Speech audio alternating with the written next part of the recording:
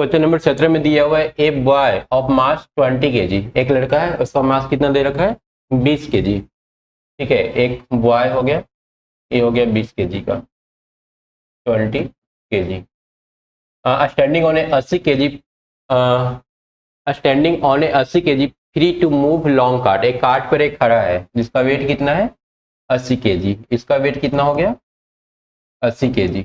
और ए नहीं लिखा है कि जो कार्ट है वो यूनिफॉर्म है, मतलब ए हम लोग नहीं बोल सकते कि इस कार्ट का अगर सेंटर ऑफ मास निकालना हुआ तो बीचों बीच हो जाएगा, इसका सेंटर ऑफ मास कहीं भी हो सकता है। हम लोग एज्यूम कर लेंगे कि इसका जो सेंटर ऑफ मास है ना ये वाई डिस्टेंस पर है, इतना दूर पर एज्यूम कर लेंगे इसका इनिशियल सेंटर ऑफ मास।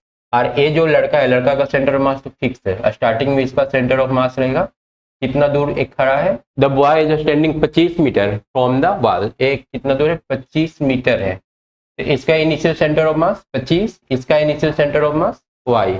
तो अगर हम इसका सेंटर ऑफ मास निकालना चाहें तो center of mass is equal to हो जाएगा m1 20 kg इंटू ए डिस्टेंस कितना है m1 r1 plus m2 r2, बटा m1 प्लस m2 होता है, तो m1 r1 प्लस m2 कितना है 80, r2 कितना हो जाएगा y, क्योंकि ये डिस्टेंस टोटल y है ना, y डिस्टेंस पर सेंटर ऑफ मास एज्यूम किए हैं, divided by total mass, total mass कितना हो जाएगा 20 प्लस 80।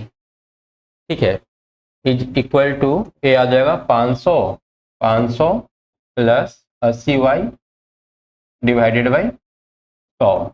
ठीक है, ये पहला कंडीशन है। उसके बाद बोल रहा है ना कि then the if he walks 10 meter on the cart, ये बोल रहा है ना कि आदमी 10 मीटर आगे आ जाता है, जब आदमी 10 मीटर आगे आएगा ना तो ये जो कार्ट है ना थोड़ा सा पीछे मूव करेगा, कितना मूव करेगा वो हम लोग को पता नहीं है। ठीक है, एक कार्ट मान लो कि x मूव कर गया होगा इधर। ठीक है, जब ये आदमी आगे बढ़ेगा तो ये कार्ट क्या होगा थोड़ा सा इस तरफ मूव कर जाएगा, तो अब कार्ट का जो नया सेंटर ऑफ मास हो जाएगा ना y प्लस एक्स हो जाएगा, तो ये कार्ट थोड़ा सा आगे चला गया ना, एक डिस्टेंस आगे चला गया, तो y प्लस एक्स इसका हो जाएगा।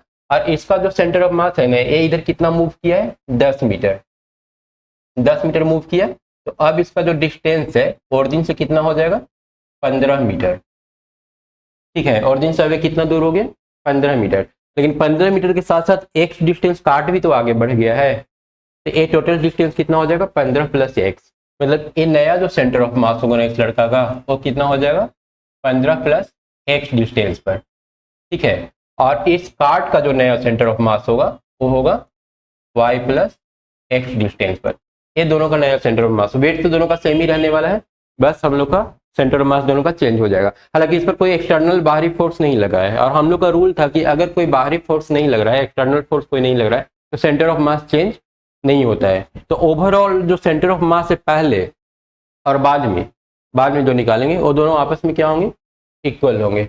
तो लड़का को आगे बढ़ जाने के बाद जो नया सेंटर ऑफ मास होगा वो हो जाएगा इसका वेट इंटू इसका new centre of mass 15 plus x plus 80 cart का वेट, और इसका नया सेंटर ऑफ मास कार्ट का कितना x प्लस वाई और डिवाइडेड बाई 100, वेट तो सेम ही रहेगा ना। अब क्योंकि कोई एक्सटर्नल फोर्स इस पर वर्क नहीं किया है तो ए सेंटर ऑफ मास और ए सेंटर ऑफ मास, मतलब कंबाइंड सेंटर ऑफ मास जो है ना पूरा सिस्टम का वो चेंज होने वाला नहीं है, वो दोनों इक्वल रहेगा। तो हम लोग इन दोनों को इक्वेट कर देंगे, ये वाला मल्टीप्लाई करके लिख लो नीचे 20 into 15 300 plus 20x plus 80x plus 80y divided by 100 को छोड़ देते हैं क्योंकि दोनों का कट जाएगा 100, ये आया था 500 और प्लस 80y। ठीक है, अब देखो तो क्या क्या कैंसिल हो रहा है, 80y और 80y कैंसिल हो गया ना। अब 20x और 80x कितना हो जाएगा 100x, और 100x बराबर हो जाएगा 500 में से 300 गया तो 200 के, या x बराबर कितना हो जाएगा 2। ठीक है, x का वैल्यू 2 हो गया। तो हम लोग से पूछा क्या था, then the final distance of the boy का फाइनल डिस्टेंस क्या होगा, तो बॉय का फाइनल डिस्टेंस वही होगा जो उसका सेंटर ऑफ मास है ना। फाइनल डिस्टेंस हम लोग निकाले थे 15 प्लस एक्स, मतलब 15 प्लस एक्स का वैल्यू 2, 15 और 2 17, मतलब आंसर कौन सा हो जाएगा डी, ये हो जाएगा 17 का आंसर। क्लियर है नेक्स्ट क्वेश्चन फिर दे रखा है a thin rod. A rod वाला क्वेश्चन कम से कम हमको लगता है 4 से 5 बार पूछ चुका है, ठीक है ना। सब में क्या दे रखा है, मास पर यूनिट लेंथ दे रखा है, और मास पर यूनिट लेंथ के हेल्प से हम लोग को क्या निकालना है, फाइनली सेंटर ऑफ मास निकालना है ना। तो ऐसा ये लगभग चौथा क्वेश्चन अभी हम लोग सॉल्व करने जा रहे हैं, तो ये ठीक से बनना चाहिए, ये आना चाहिए अच्छा से, ठीक है ना। फिर से वही करेंगे, एक रड एज्यूम कर लेंगे, रड के एक्स डिस्टेंस पर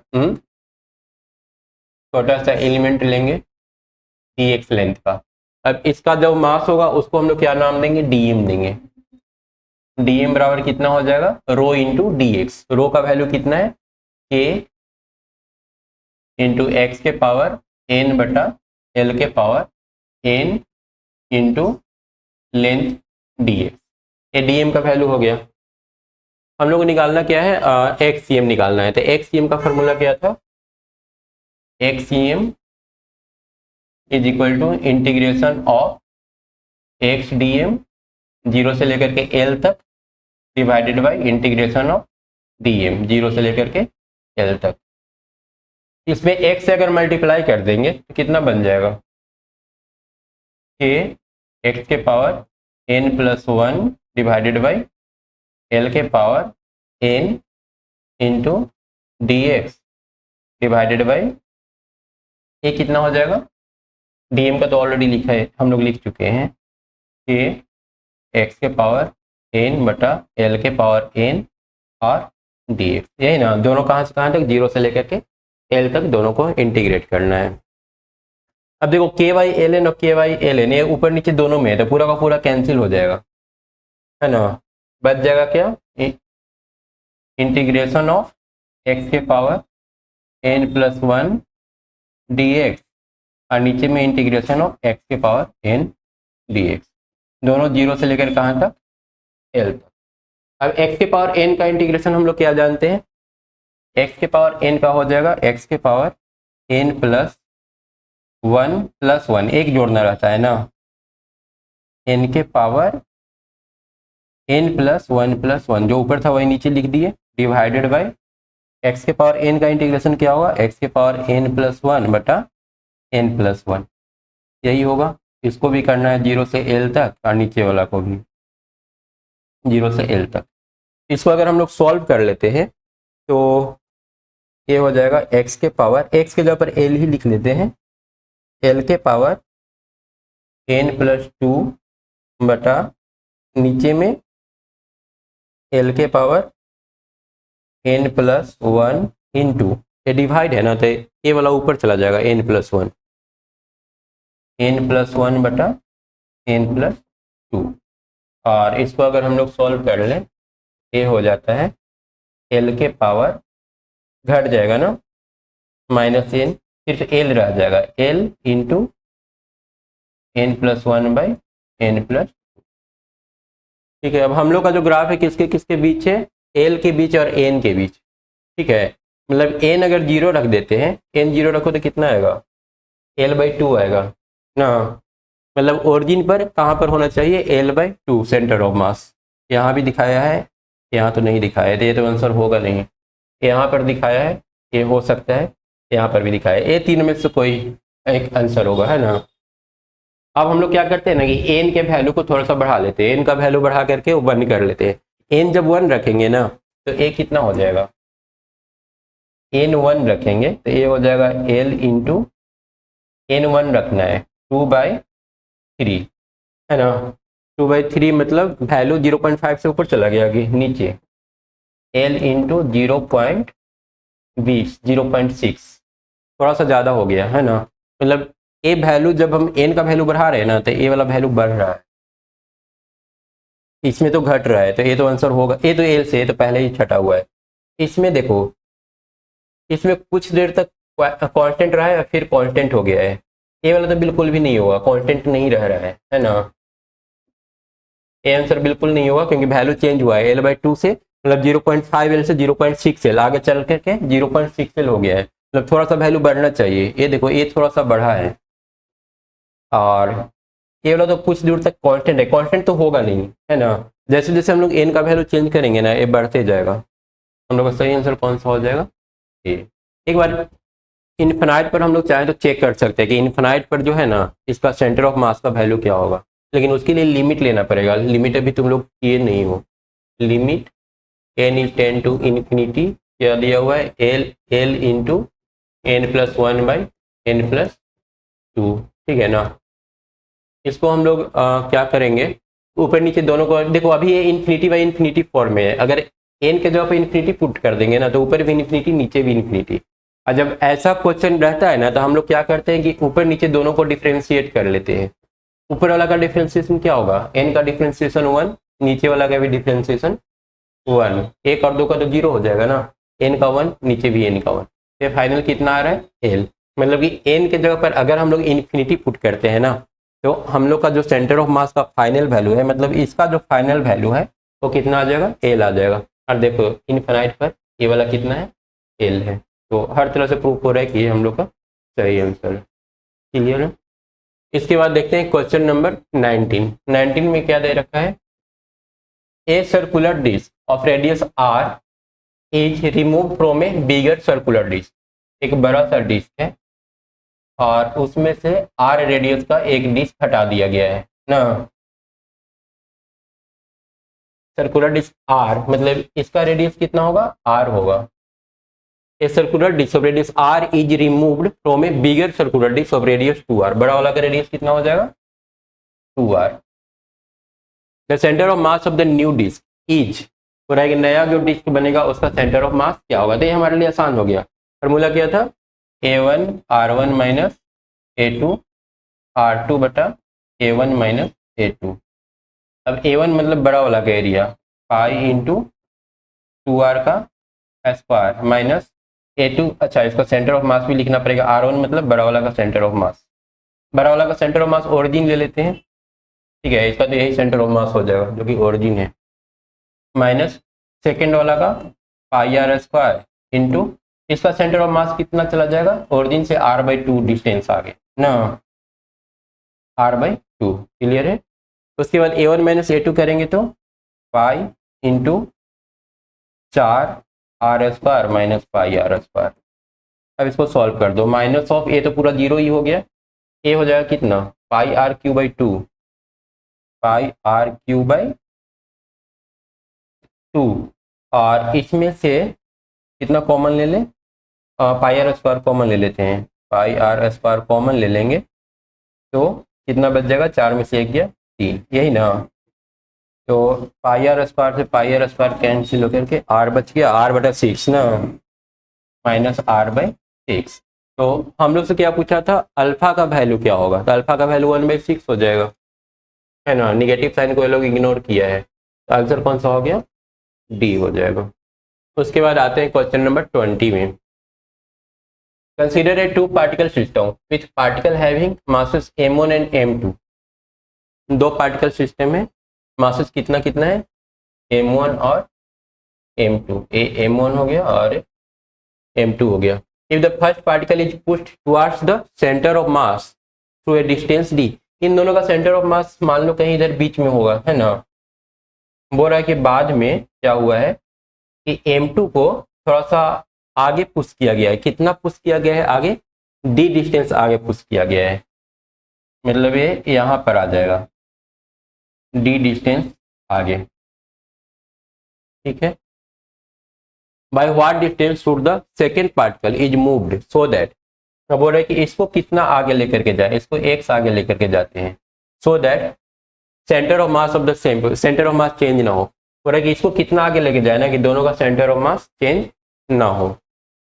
तो हम लोग ऐसा करते हैं ना, इसका सेंटर ऑफ मास तो निकाल लेंगे, इसका टोटल डिस्टेंस l एज्यूम कर लेते हैं ना, l एज्यूम कर लेते हैं क्योंकि d यहाँ पर ऑलरेडी दिया हुआ है, टोटल डिस्टेंस l एज्यूम कर लेते हैं।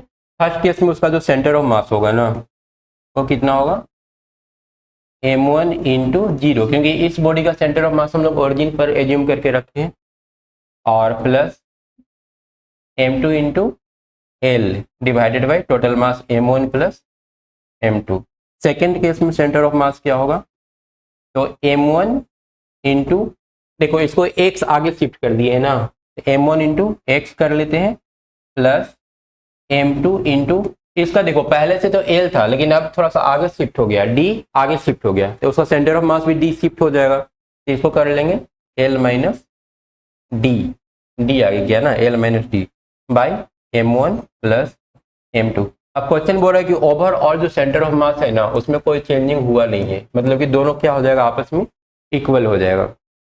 तो हम लोग यहाँ से कर लेंगे इतना m1x plus m2 into L minus m2 into d is equal to m2 into L, m2 into L. ठीक है, नीचे वाला लिखने की जरूरत नहीं हो तो कैंसिल ही हो जाएगा।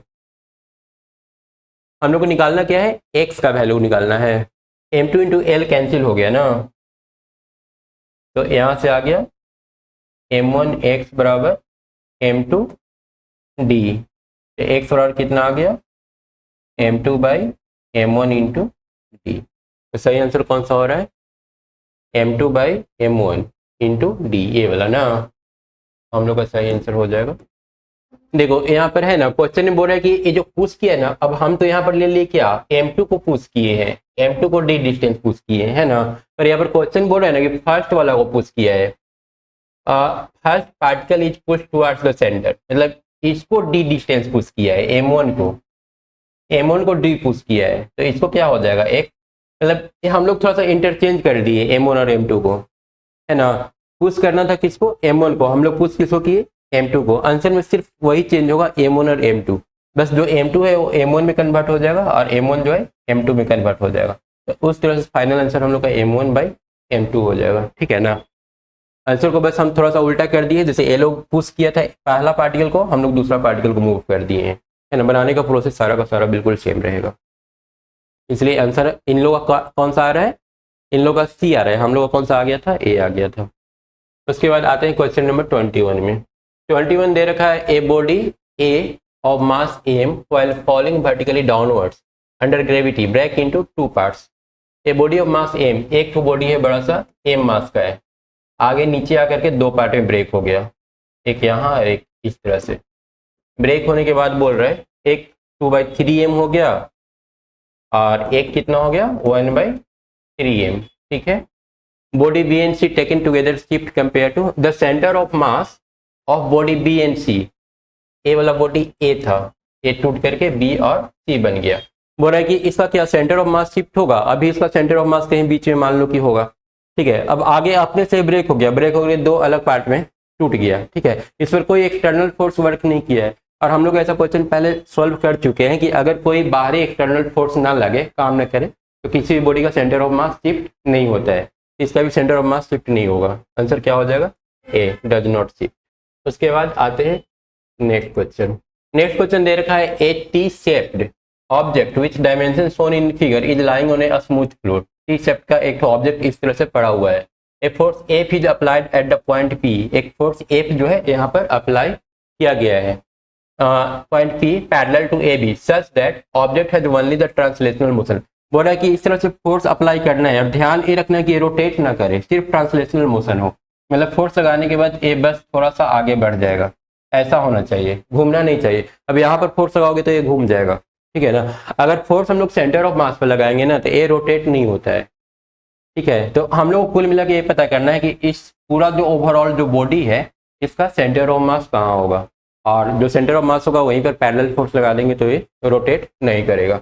हम लोग ओवरऑल सेंटर ऑफ मास दोनों का निकाल लेते हैं। इंडिविजुअल सबका सेंटर ऑफ मास पता है, हम लोग मान लेते हैं कि इसका जो सेंटर ऑफ मास है, ये टोटल लेंथ एल है ना, ए वाला अगर ओरिजिन एज्यूम कर ले, ठीक है, या फिर इसी को यहाँ ओरिजिन एज्यूम कर लेते हैं।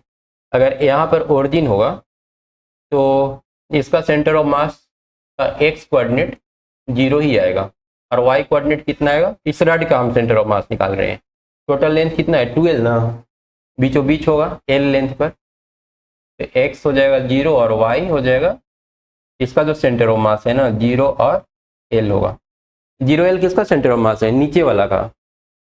ऊपर वाला का सेंटर ऑफ मास, ऊपर वाला का देखो इसका सेंटर ऑफ मास निकालेंगे ना तो एक्स कोऑर्डिनेट 0 होगा क्योंकि ये ओरिजिन है, एक्स कोऑर्डिनेट 0 ही हो गया, पर वाई कोऑर्डिनेट कितना ऊपर चला गया 2l ऊपर चला गया। ठीक है, अब हम लोग को ओवरऑल दोनों का एक साथ मिला करके पता कर लेना है कि सेंटर ऑफ मास कहाँ पर होगा। तो YCM इज इक्वल टू, क्या फॉर्मूला था, M1R1 plus M2R2, M1R1 plus M2R2 बटा M1 प्लस M2। और मास जो होता है ना वो यहाँ पर लेंथ के डायरेक्टली प्रोपोर्शनल होगा, हम लोग मास की जगह लेंथ यूज कर सकते हैं। तो चलो नीचे वाला का लेंथ यूज कर लो 2L इंटू इसका सेंटर ऑफ मास YL, ऊपर वाला का L और उसका सेंटर ऑफ मास 2L है ना, 2L और डिवाइडेड बाय टोटल कितना M1 plus M2। M1 plus M2 की जगह इसका लेंथ L और इसका लेंथ 2L, टोटल 3L, क्योंकि मास की जगह हम लोग लेंथ यूज कर रहे हैं। तो 2L स्क्वायर प्लस दोनों 2L स्क्वायर ही आया ना, मतलब कि 4L स्क्वायर बाई 3L, मतलब 4L/3, 4L/3 आंसर कौन सा है, डी। यहाँ पर ए ओवरऑल इस ये पूरा जो सिस्टम है ना, ये हम लोग इंडिविजुअल का निकाले थे सेंटर ऑफ मास, ओवरऑल का जो सेंटर ऑफ मास आएगा कितना आ जाएगा, बीच से थोड़ा सा ऊपर 4/3L, यहाँ पर फोर्स लगाना पड़ेगा, मतलब ये जो पॉइंट है ना फोर्स वाला, ये कितना होगा 4/3 इंटू L, बीच से थोड़ा सा ऊपर, तो ये सीधा आगे बढ़ जाएगा। ठीक है, तो ये था क्वेश्चन नंबर 22। और इस सेंटर ऑफ मास से रिलेटेड सारा क्वेश्चन खत्म हो गया ना। उसके बाद एंगुलर डिस्प्लेसमेंट, वेलोसिटी और एक्सेलरेशन वाला नेक्स्ट वीडियो में करते हैं।